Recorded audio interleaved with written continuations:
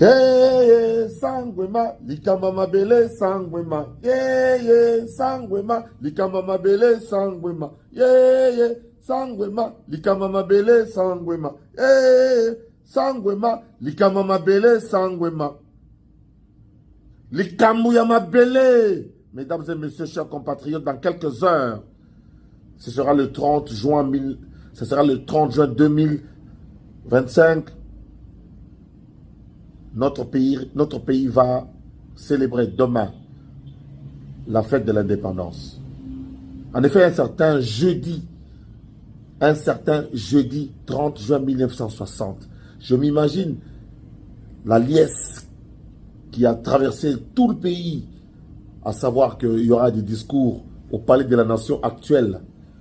Normalement, le Palais de la Nation, le 30 juin, devait être ouvert pour que les historiens que nous sommes venions expliquer à notre jeunesse ce qui s'est passé, à quel endroit se tenait Lumumba, à quel endroit était Asika Savubu et où était le roi de Belge.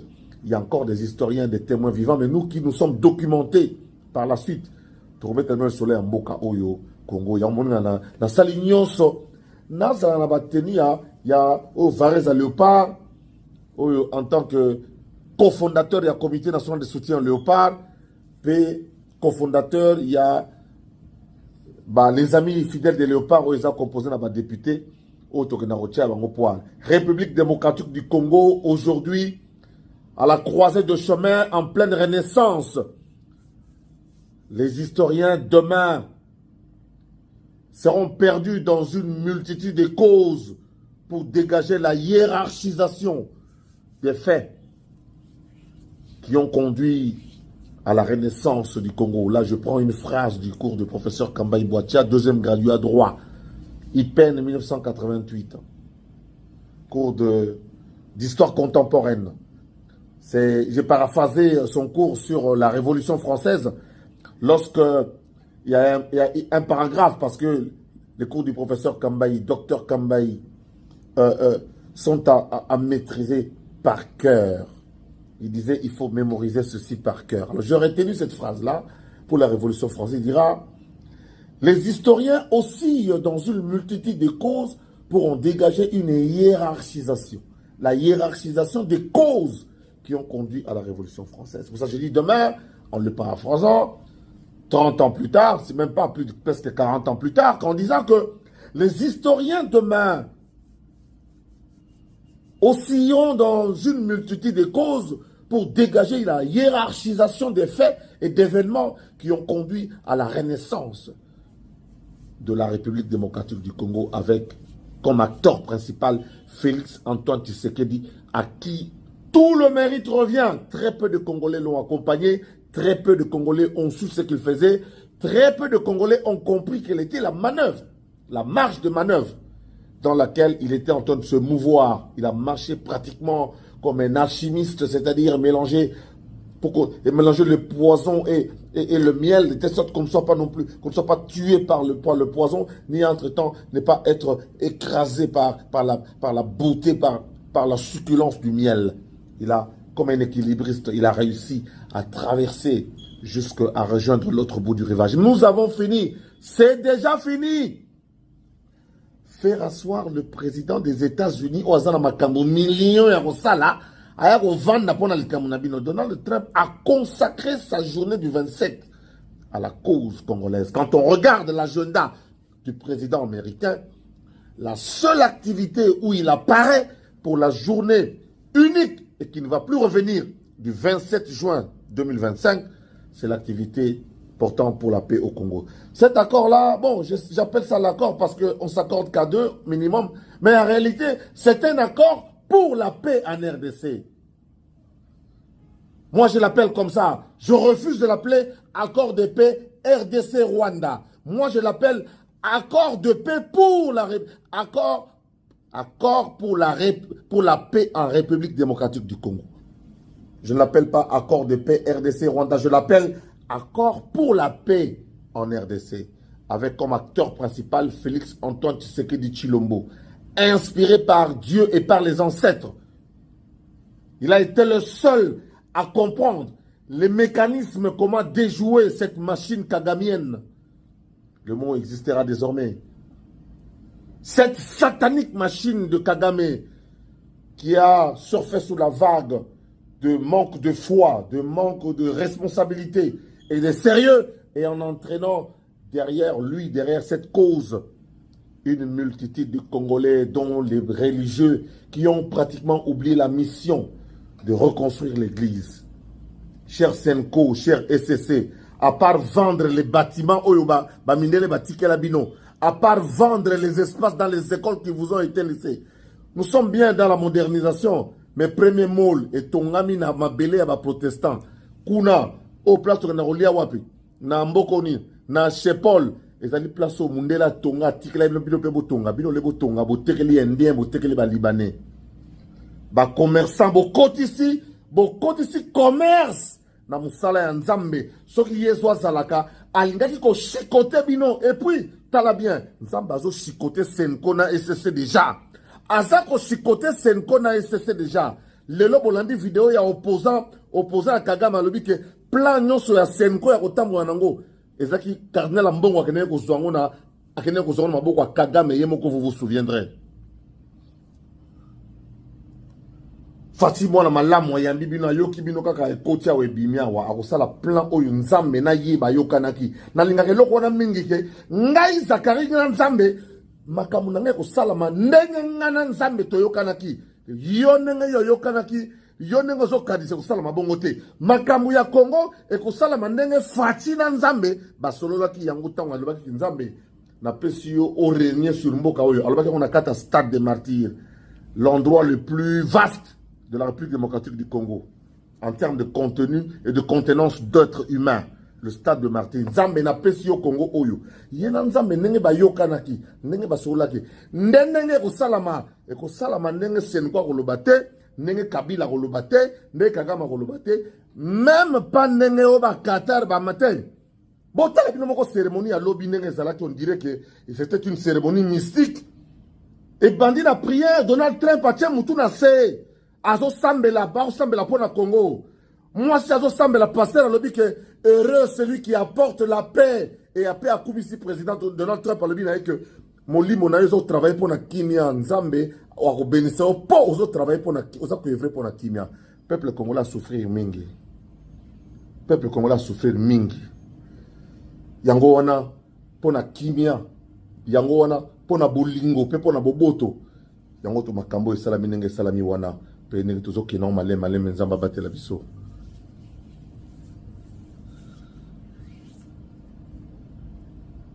Église catholique malobi Fatika.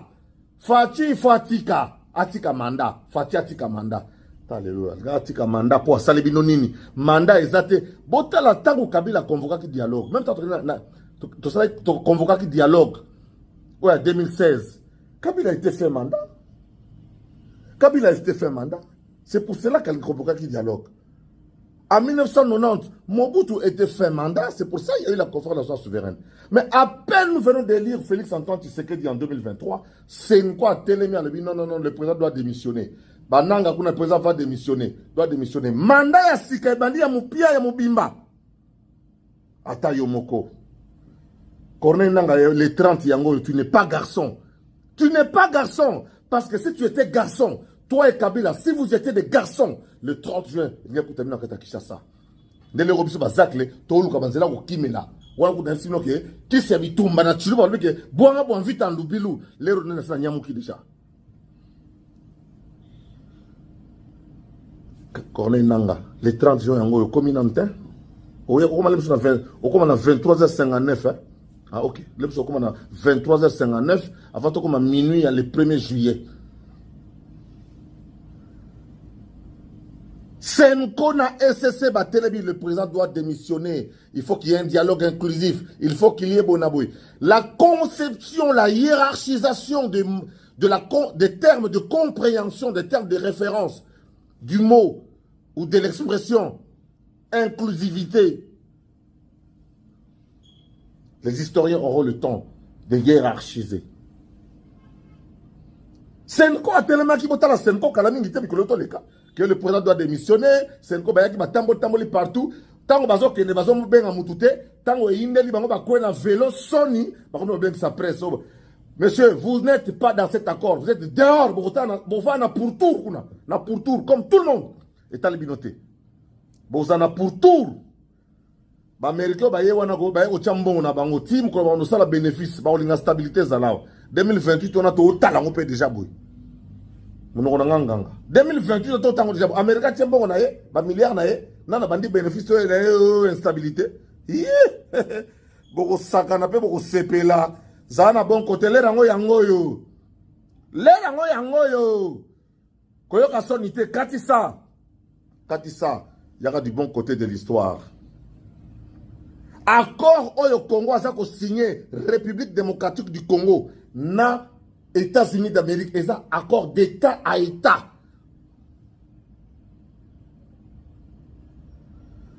Bino bato yo lelo bozo lugabo lo bao Tshisekedi bonabo nana panzi chez Kamine. Mobutu akendaki, Mobutu alongo atire chez Kamine mobimba non. Mobutu atiki chez Kamine mobimba na Congo alobi Zaire na tike bino chez Kamine. Natiki na ma compagnie surtout. Nani ayeko kabola makaba carré minier comme ko tekela ba privé ba comme ko Nani ayema kamuya ko kabola ba carré minier azui espace nyonso ezalaki ya général de carrière et de mines. Kabila kati yango ba morceau ba tartine apesi yemo ko azui makaba ba carré minier. C'est pas Tshisekedi, c'est Kabila qui a tué la Gécamine avec cette histoire de carré minier lelo. Parce que c'était la Gécamine qui exploitait. Aujourd'hui, nous avons bombé Gécamine, à saucissonner yango, à 4 ans, c'est Kabila. Les loyers au téléma, on l'a banni yango. Ouais, ben, infrastructure chinois, contrat chinois, ouais, yango. Les affairistes ont signé avec des affairistes. Les frappeurs ont signé avec les mafieux. Regardez là où nous sommes aujourd'hui. Wapi Nzela, wapi école, wapi Eloka Malonga, wapi stade de Botongi à Malonga, wapi pont Maréchal à Sika, wapi stade de Martyrs à Sika, rien, zéro. Mais accord Oyo, tu signé tout Royo. Fachi a signé na Trump. Ou bien après va signer accord d'État à État. Les États-Unis d'Amérique vont nous équiper dans des hélicoptères, dans des soldats, dans l'administration, dans la formation. Beaucoup de binomoko. Mbouloyo, mboko bonga, boko kamwa, yeyeye, fiwa, garçon n'ayema. Mbouloyo, boko bona Congo, n'est hôtel, dans les 6 prochains mois. En 2026, nous prenons l'envol et nous décollons. Soit du bon côté. Fais comme Martin Fayoulou qui a compris. Martin Fayoulou qui a choisi. Parce que tout ça, tant choix, nous avons le choix. Tu as choisi d'être de quel côté? Du côté des pantins prédateurs, du côté des pantins pilleurs, des pantins génocidaires, tueurs, massacreurs, ou tu choisis d'être du côté de la République démocratique du Congo, des intérêts de la République? Moi qui vous parle, je ne suis même pas du côté de Tshisekedi, je suis du côté de la République. Nous sommes tous du côté de la République. En fait, il y a la République et ceux qui s'alignent derrière. En commençant par Félix Antoine Tshisekedi Tshilombo. Parce qu'il y a toujours le premier d'entre tous les Congolais. C'est lui qui a la vision. C'est à lui que Dieu a montré la vision. Et c'est à lui que nous sommes en train. Nous entrons dans sa vision. Vous savez, lorsque dans une église, un pasteur a une vision pour l'année, pour le bien de l'église, il est accompagné par les anciens, par les diacres, par les fidèles. Dans la vision de l'année, telle que décrite par le pasteur, par l'apôtre, par le prophète, parce que c'est lui le leader. Ici, en ce qui concerne la nation congolaise, nous avons un seul garant de la nation, c'est le président l'abbé Félix Antoine Tshisekedi Tshilombo. C'est lui. Maman Jennifer, Nzembo Oyo composé, na koyemba ngona suka, na kokola ngona suka. Bato bayoka Nzembo Oyo, ya sika oto kubana koyemba par pipi dongo, nana chaki tembe na baba swe pipi dongo, nana chaki tembe na fachiye pipi dongo, nana chaki tembe na ekumbo pipi dongo, nana chaki tembe na luando pipi dongo, nana chaki tembe na bitika pipi dongo, nana chaki tembe na bemba pipi dongo, nana chaki tembe na Wagner pipi dongo, nana chaki tembe na Christian Dongala pipi dongo, nana chaki tembe na Antoine Gonda pipi dongo. Nani achaki tembe na ba républicains, des gens qui sont du côté de la République. Des gens qui sont du côté de la République, c'est-à-dire du bon côté de l'histoire. pas des gens qui sont derrière Kabila, qui a déchiqueté la Gécamine. Il l'a déchiqueté. Si bien que ton comptable surtout dans ma carré minier. Les hommes sont plus riches que l'État. Vous avez vu ça où? C'est fini maintenant. C'est fini maintenant. Maintenant, c'est l'État qui va être devant, c'est l'État qui va être le plus fort, c'est l'État qui va être le plus gagnant, c'est l'État qui va être le plus possible. C'est l'État lui-même qui va l'être. Ba opposant au bakide des États-Unis d'Amérique. Tant Fati a zoti na ba émissaire na ye. Ba zoki da États-Unis ba topé kabongo mukengesha ba délégation ko sakanate. Ba topé kabongo basali musala ba eberandu musala ba sali na ba professeur Taylor professeur Taylor. Musala et salami ya ko sakanate ba François Mwamba dans l'ombre. Bambiaka, bavandi na sous-bassement, sous-sol. Bon, que les États-Unis. Les autres opposants là aussi, bah, côté avion. Les Moïse Katumbi, les tout ça là, bah, nous rencontrer, non, les États-Unis veulent nous aider pour construire les infrastructures, veulent nous donner, pour renforcer l'autorité de l'État, pour sécuriser la République, pour nous permettre d'être formés. Moïse Katumbi et les autres, bah, tamboli, bah, Amérique, vous signez, vous allez y aller. Bon signaté pour ça y est. Bon signaté bon la pression tout ça la inclusivité. Bolali et signamé Sambino. Kai kwamba bango tout là-bas. Bazala gité. Mon la prestation de serment il y a Trump à part Serge Kabou, à part Serge au représentant président il y a Liboso qui vient d'être remplacé d'ailleurs par un autre mais qui est toujours dans le sillage. Serge Chibangu. Professeur Serge Chibangu. Nde Kongolonga na yeba na katasal. O Katumbi, o Kabila kutu na Namibie. Moïse Katumbi a na poto, bazala quitté. Mais bah il y a quand même non, ne signez pas. Si vous signez, celui qui va bénéficier, bon attendez seulement qu'on vous allez vous entendre avec qui? Vous allez vous entendre avec qui? Parce que je vous ai dit ici, c'est la mise en place que Dieu a faite. C'est Dieu qui arrange les choses. Et puis, dès que Fatia soit dans menaille, Batouba fingi, Batouba lobby, surtout. Fati calme de temps en temps qui y est Zoya. Par exemple, on a Far West. Fati a botami na ngiringiri quartier, il y a ba vieux des barons, a botami na quartier, il y a ba pati mangoulou, a botami na quartier, il y a ba petit na ba tout batitina, a botami na ba quartier ba Bill Clinton, a botami na quartier ba Ebumba, a botami na quartier ba Yankee, ba Franco, ba vieux des Wayon. Ba vieux boma, oya betara mutu na zete kauki. Fatia Rangers, ne e angiri. Fati azamwana ngiringoto. Far West. Petia Franco. Ya hindu sana idéologie. Mon azobi ma sorti ba kewen. Ba bilete malembe dosé. Yo la nama kamzamba au nzamba tindi yo. Yo zana patience ko yo ka bangote. Banchar, tala lelo yo boye. Tala lelo yo boye. Bo sali tout. Bo sobi na presse internationale ba annoncer que Kabila sa na goma ngabi Kabila wa na goma Kabilo wa pe na pouvoir akoma ko ya sous haute seko banda ya na Bukavu yambi ba tout détruire. Tant wa ya ka ba yeba ka te bana ko no lelo yamba ba tout tant bi ka pe bana te pas kozwa ya koto ya kozwa kanangi azui. Lera ya na Bukavu bo la saka ye Bukavu. Na tanga zo bima ba bo la saka bimiti. Tant wa ye goma bo la saka ye goma. Tant wa zo bo la bakayeti. Basoka mutasa vandi mana mona kiti Chibasake enji. Chibasake enji. Dosaka ya libo akoti na Bukavu ayambi ya biba tuba bomba image. So ba kisa ngoko na Namibie, mina fika na Namibie ba bisi ba image. Nzoka sa yaki banda lundi, image yoko ma vendredi. Bimi ça le même jour muzalendo, asale na musala. Nazo la bazalendo mabe. Dans quelques heures, le 30 juin, voilà des menteurs, voilà des affabulateurs, des charlatans qui ont entraîné dans l'abîme beaucoup d'autres Congolais, Nakata Lukuta, pour dire que le 30 juin, on sera à Kinshasa. Le 30 juin, c'est nous qui sommes à Goma, théoriquement, spirituellement, avec ce qui s'est passé le 27. C'est nous qui sommes venus à Goma. C'est nous qui sommes venus à Goma. Nous balader tranquillement comme par le passé. Boko Bima. Le 27, ça a rappelé bien le côté Balobi qui est au Boko. Boza bato ba bien dans fête boto. Boke malema. Bo sengi ga to malema malema pardon. Tini ga sauter kasi. To bi ke tozo kenema. Tika sauter malema malema. Boko bima malema malema boko bima. Et si c'est le désengagement, il s'agit du désengagement, c'est-à-dire arrêt de conflits, retrait de tout. Vous amenez aussi le matériel militaire, vous amenez tout au Rwanda. Les choses ont changé. Et en interne, nazo kebisa bino, bawo botika na kata mboka boli na bosala ba jeb na mabe. Nazo kebisa bino lisu dikola lisu. Parce que ce n'est pas fini. En commençant par vous les infiltrés dans la présidence. Banda bo bandi bo moni ke bosa ko échouer. Ce que bondo kanga mako loko tama lokola ba mbizo kala mingi te. Comme kakutu te makambo changé.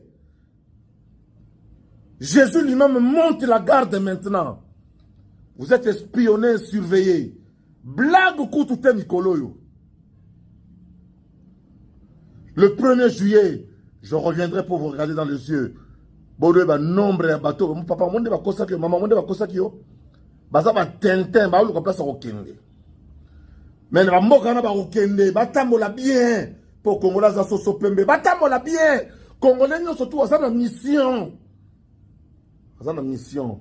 Ya ko kanga bango. Asakani azu double. Ya ba kambu.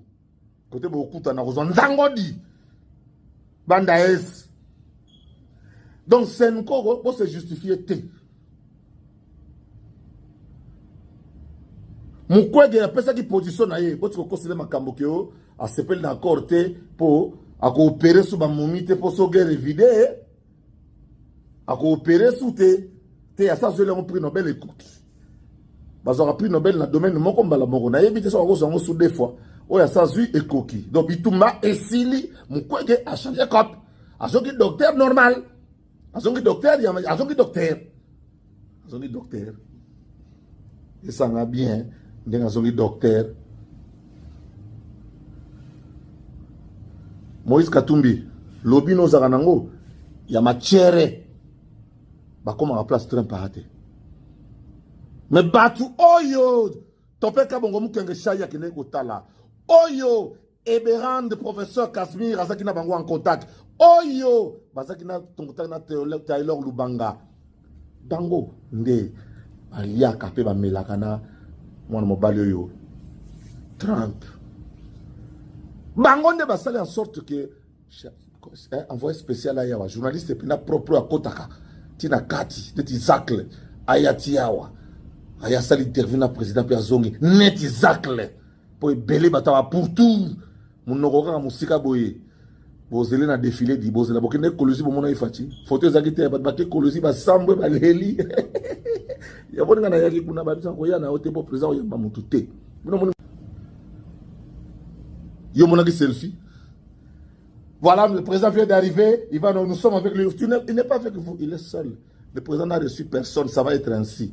On dépense bon on a eu landi et talio remonter son monnaie monnaie azana kinya que nous ça l'audience de bazak le tout c'est audience to kota kuna to ngaso publier la photo te pour ban kadi amita mabina mne leki pour la photo kalamingi te plus tard sur le kambo c'est salami mais photo le sous ya onga yo na président et rosalame bombani bandoki. Donc je venais ici bande konanga pour vous dire que le 30 juin bon on a pourquoi miki ba robima mon temps ça là ça discours na eh ngaye salade papa yo chef de famille ça le discours dans le 30 juin mais il y aura un seul discours, il y a président élu, il y a Bakourone surtout qui s'appelle Félix Antoine Tshisekedi Tshilombo élu jusqu'à il va rester jusqu'au plus tard le 24 janvier 2029 mandat à Fati est aussi là lorsque l'autre président entrera en fonction à défaut il y a Yemoko donc mandat à Fati est aussi là le 24 janvier 2029. Tant que le président Moussa a prêté serment, que Madame Mystique a fourmi a mis prêté le serment devant lui. La Mystique a fourmi pour l'Amérique, il y a un milliard il faut Amérique, il faut avant temps, il faut changer pour changer pour face. Monde qui n'a pas bon. Fati a très bien négocié le virage. Il a très bien négocié la courbure. Il a très bien négocié la pente. Il a très bien négocié la montée. Et là, le Congo va se stabiliser. Maintenant, on va se mettre au travail avec des gens qui connaissent le boulot, avec des gens qui ont l'expertise, avec des gens qui ont été formés avec l'argent de l'État, avec des gens qui savent où est-ce qu'ils vont aller. Je salue la nomination de Atundu Liongo. André Atundu Liongo. Il n'y a pas mieux.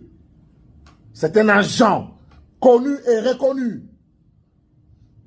Avec une forte expérience. Yo lo banini, yo chat tebe, yo mukolo a pombo zongi, président tout dit mukolo a pombo à vie. Yo malelo yo sa déclaration, nous, bino banani. Vous qui?